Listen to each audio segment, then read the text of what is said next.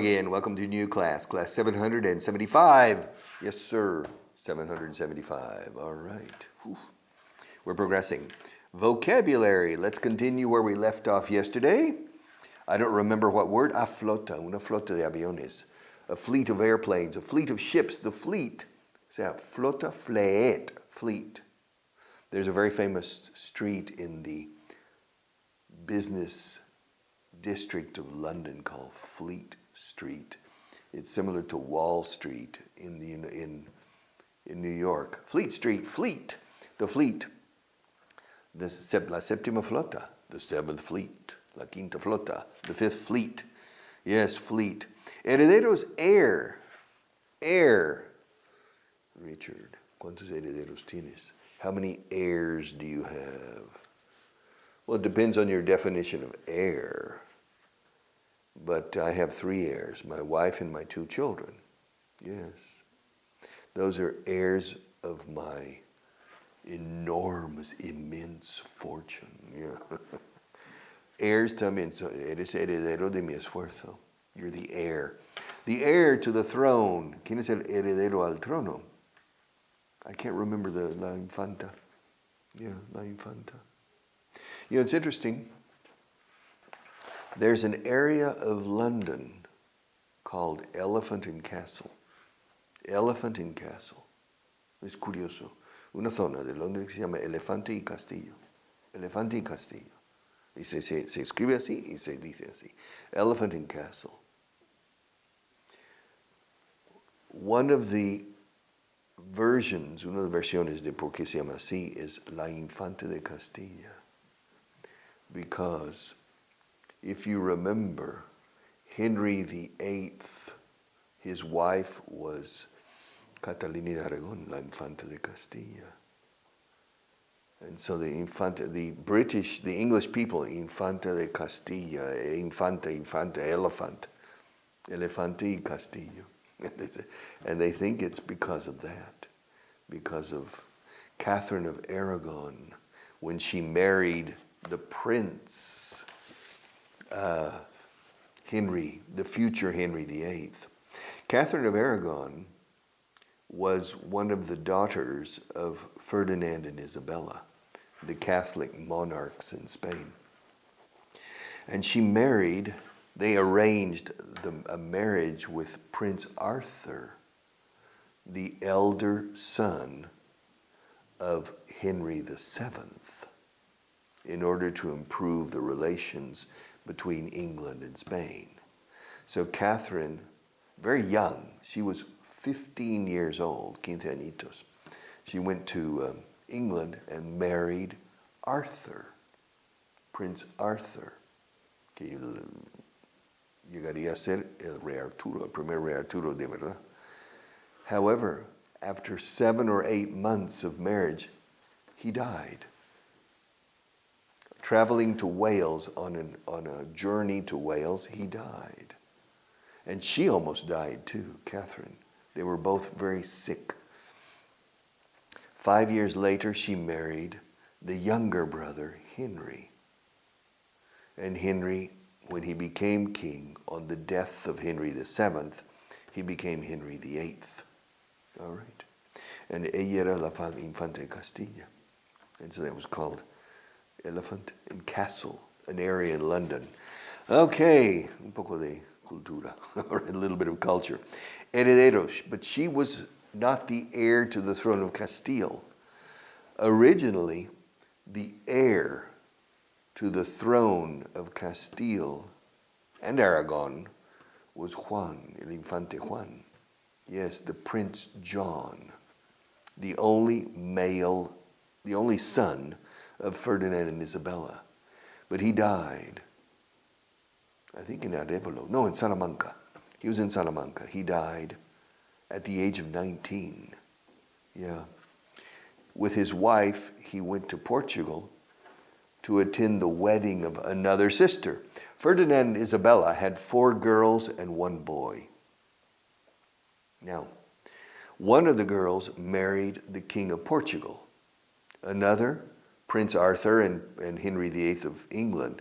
Another, I think in France, and another was Juana la Loca, Joanna the Mad, and then Prince John. And Prince John died when he was 19. It was very sad, tragic. He was the heir to the throne. And after that, Joanna, Juana la Loca, was the heir to the throne, and she was married to Philip the Fair, Philip the Handsome, Felipe el Hermoso. And it started. And then Isabella died, and Ferdinand, it's a long story. It's an interesting story, very interesting story. Tragedia. Se entró la Casa de Austria in España. Everything changed. What would have happened to Spain if the Infante Juan, if Prince John had lived a normal life? The Trastámaras would continue in Castile. All right. It would be an interesting history. Okay, herederos, heir. Suena igual que aire. Mis herederos tienen muchos aires. My heirs have heirs. Heir, heir, heir. Cada vez más is increasingly. More and more. Yeah, I'm getting older and older. Yeah. This English class on television is lasting longer and longer.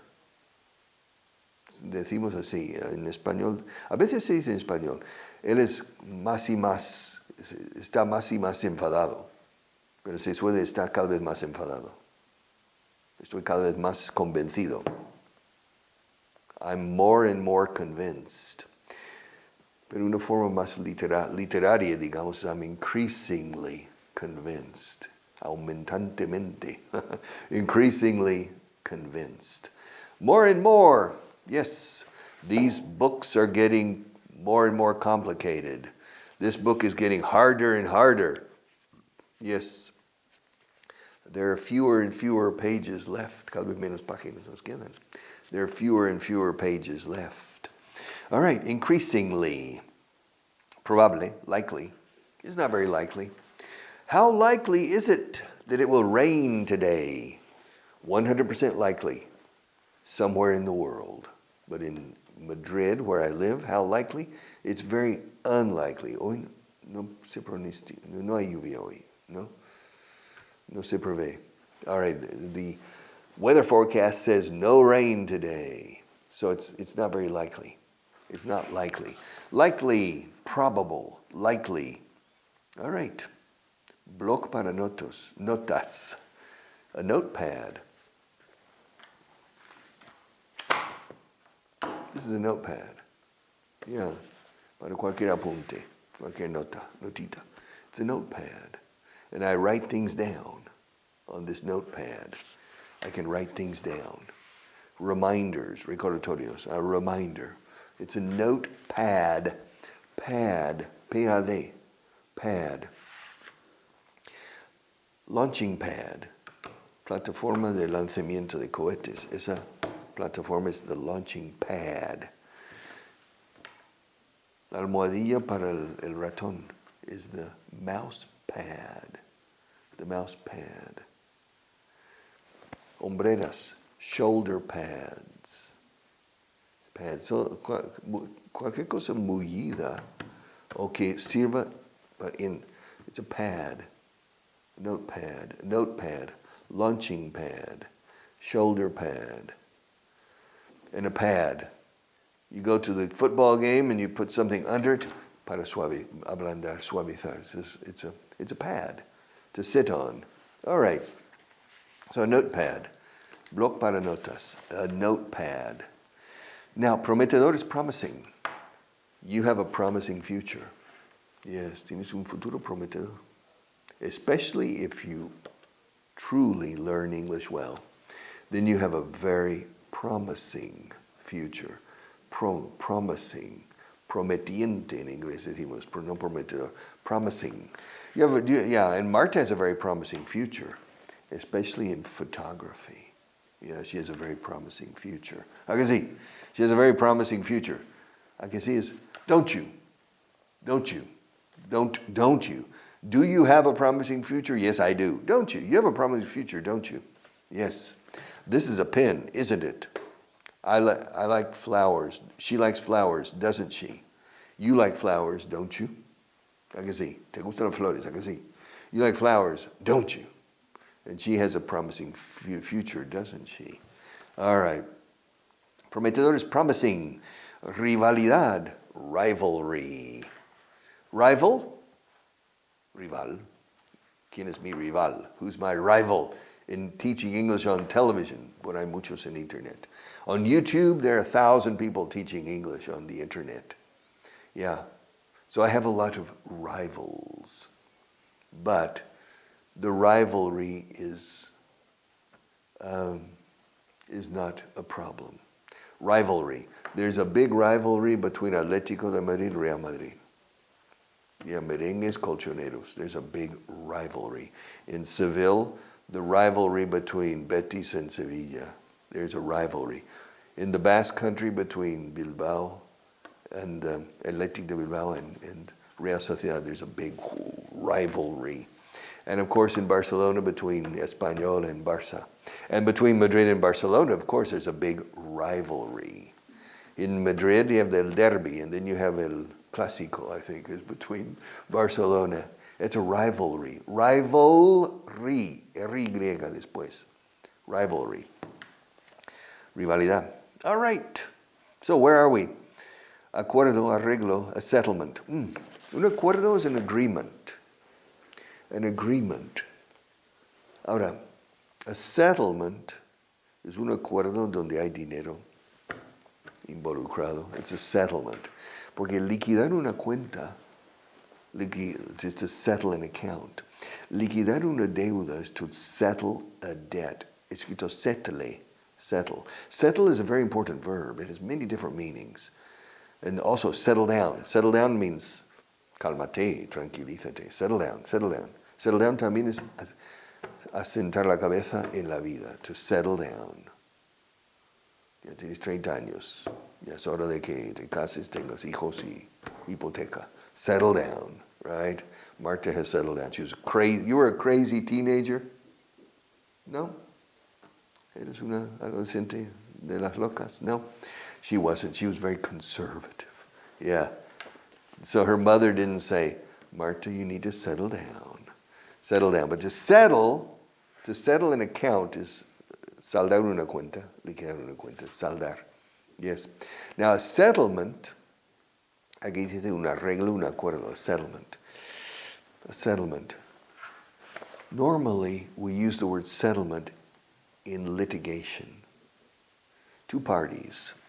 Dos fiestas? No. Dos partidos políticos? No, two political parties. Las dos partes en un litigio. Two parties.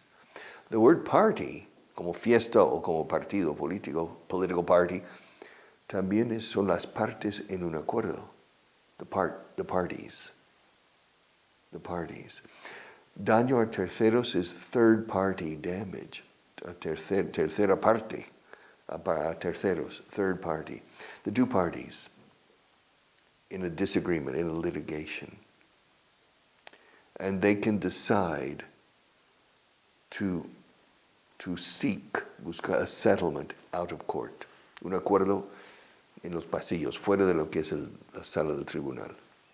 Y ya se acuerdan, out of court. Usually the judges prefer that, a settlement. We need to reach a settlement. Tenemos que alcanzar o llegar a un acuerdo fuera de los tribunales. All right? We need to reach a settlement, which is preferable.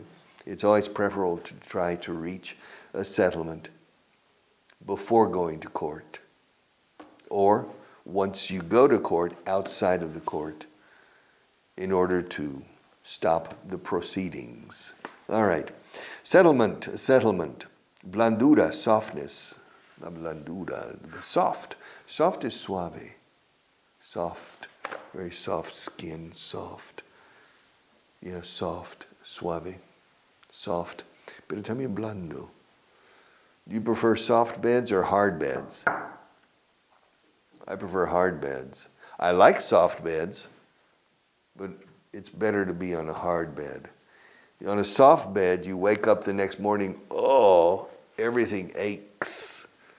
Everything aches, todo duele, aches. Claro, no dice painful. Everything aches porque es un dolor generalizado. But a hard bed, said, oh, qué dura esta cama. If you buy a new bed, oh, it's very hard. But the next morning, you're ready to conquer the world. I'm ready to conquer the world. Which way? The door's over there. If you want to conquer the world, you need to go out that door. Oh, okay. So blandura is softness. Killing me softly. Excedente is surplus. Yeah, surplus. Un excedente. Hay un excedente de trigo en España. There's a surplus of wheat in Spain. Hay un excedente de profesores de inglés. There's a surplus of English teachers, but there's a shortage, que es lo contrario, un déficit of good English teachers. Only here. We have all the good English teachers are here. Yes, verdad. All right, there's a surplus and shortage. Surplus and shortage. Superávit, a surplus, o excedente. Shortage is escasez. Temporal, a shortage. For example, in the fiscal policy in Spain, la política fiscal, no monetaria, la política, monetary policy, fiscal policy. In Spain, normally there is a fiscal deficit, a budget deficit, déficit del presupuesto nacional. All right, los presupuestos. The government spends more money than it brings in. So the government needs to issue bonds, bonos del Estado, obligaciones del Estado. They issue bonds to bring in more money. And they borrow money from the banks and from the European Central Bank in order to meet all of the expenses. So there's a deficit. The opposite is a surplus. The opposite is a surplus. It's very rare in Spain to have a surplus, and in the United States as well. However, during the 1990s, under Bill Clinton, but the House of the Congress was Republican, but Bill Clinton was a Democrat. For 4 years in a row, there was a budget surplus, superávit presupuestario. Budget surplus, excedente. Cuando es trigo, cebada, etc., decimos excedente, si no se dice en español superávit. But in English, in ambos, surplus. And the opposite deficit or shortage. So in finance or in economics, surplus, deficit. And in books, libros, trigo, personas, surplus, shortage. Hay una escasez de mano de obra. There's a shortage of manpower or a labor shortage. Hay una escasez de material para hacer libros. There's a shortage. Now, cuando es crónico, para bien o para mal, abundance, abundancia, escasez. Abundance and scarcity. Scarcity. All right, but here we're talking about surplus, a budget surplus. Yes, superávit presupuestario. A budget deficit, a budget surplus. Y hay un excedente de trigo este año, entonces vamos a exportar mucho. There's a surplus of wheat, so the government has decided to export wheat to other countries. All right, where are we? La Cruz Roja, the Red Cross. The Red Cross. Do you donate to the Red Cross? Do you donate to the Red Cross? La Cruz Roja, the Red Cross. Apoyar, respaldar is to back up. Te respaldaré, I'll back you up. I'll support you. Con support, always, I'll support you. Te apoyaré en esto. Te respaldaré en esto. I'll back you up concerning this subject. I'll support you on this. Prefiero support. I'll back you up. Está bien, también se dice. I'll back you up. I'll support you. Chocar, colisionar is to crash. It's interesting. Chocar is to crash. Pero también clash con L.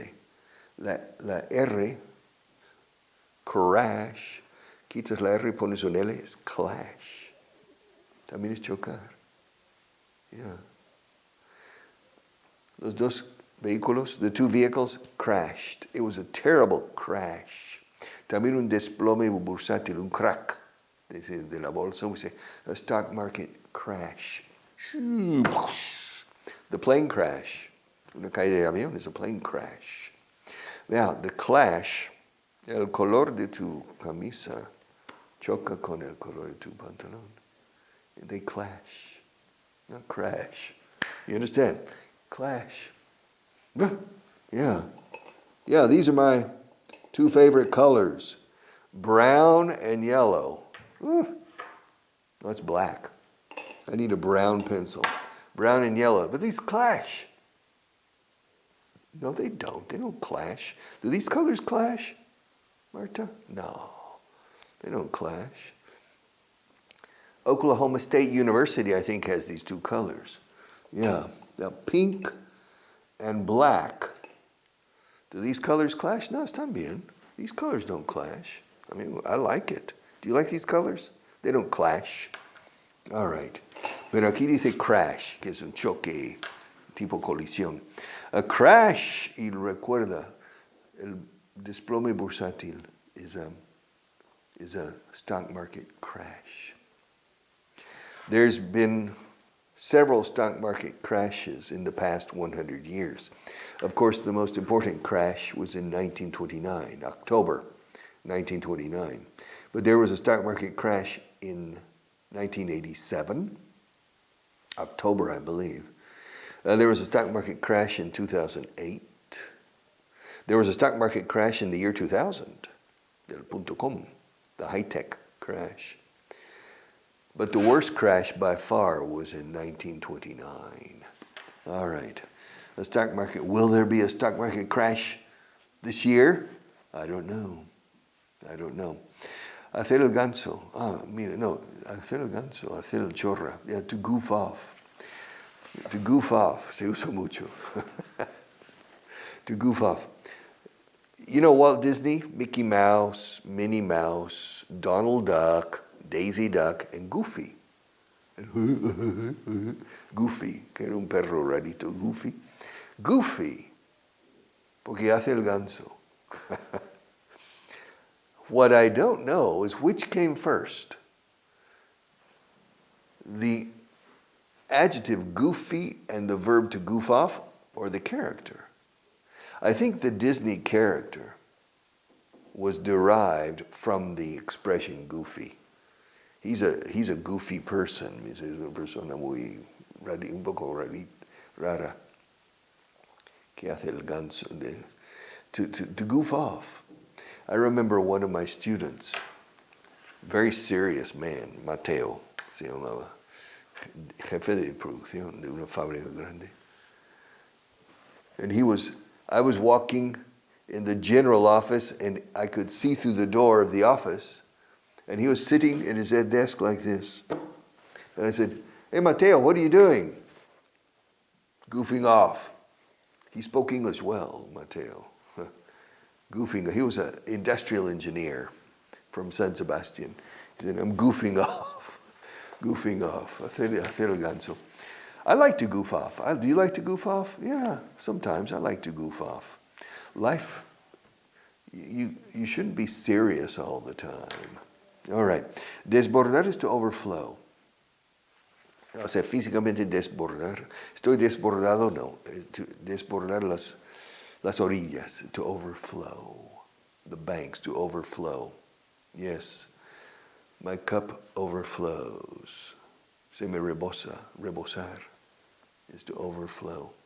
You know, if we fill this cup with water, and I start talking to somebody, it will overflow. Yeah. To flow, sobrefluir, o sea, tiene sentido.